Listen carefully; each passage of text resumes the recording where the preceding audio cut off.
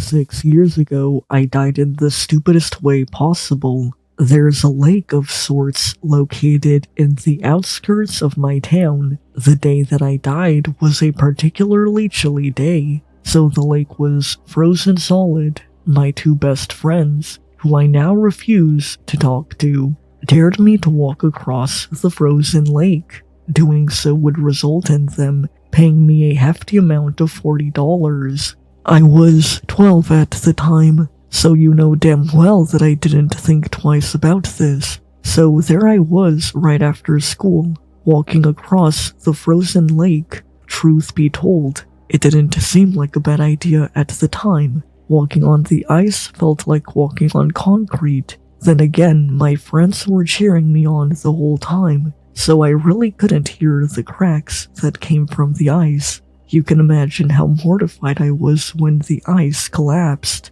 My heart stopped due to the sudden drop in temperature, and in that moment, the world faded away into the brightest shade of white, just pure white. I tried holding my hands up to my face, but I couldn't do so at all. In fact, I wasn't even inside my body at all. As these spiritual people say, all that was left of me was a big ball of light known as my soul.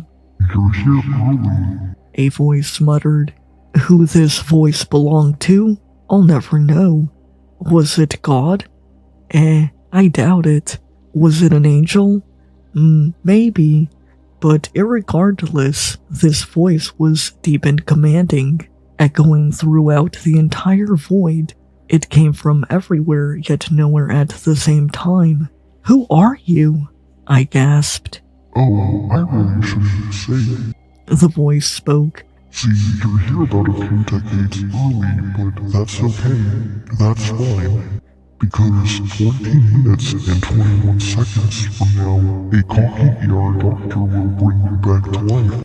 Your mother will hold you in her arms, and your father will cry for the first time in over 15 years. Your friends will visit you in the hospital, but you won't really want them there. No, you'll just curse them out for 3 minutes straight.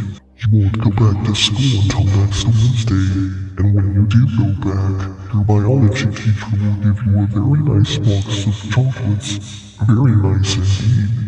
The voice spoke as if these events had already occurred. How do you know all of this? I asked. Because I planned all of it. The voice answered. I planned for you to wear night sneakers today, and I planned for you to grow an interest in the Olympics. You're a very good athlete right now, so I can already see that position has paid off very well.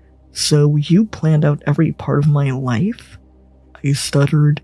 Even the parts that you don't think about. The voice answered. So you planned out every argument that I've had with my mom? I asked, horrified. And I planned out every insult that you called her. The voice answered. And you also planned out who I would be friends with? I asked angrily. Yup. Shocked is a very subtle way of describing how I felt, but as the voice continued to speak, I couldn't help but think of just one more question. Well, I said, if I'm not going to die today, then what's going to happen when I actually die? Oh, when you actually die? The voice asked. Well, the answer is actually quite simple.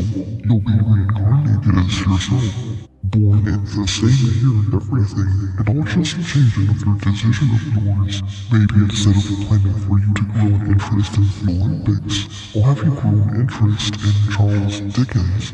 Or maybe I'll have you grow an interest in the Titanic. Or maybe I won't even change that.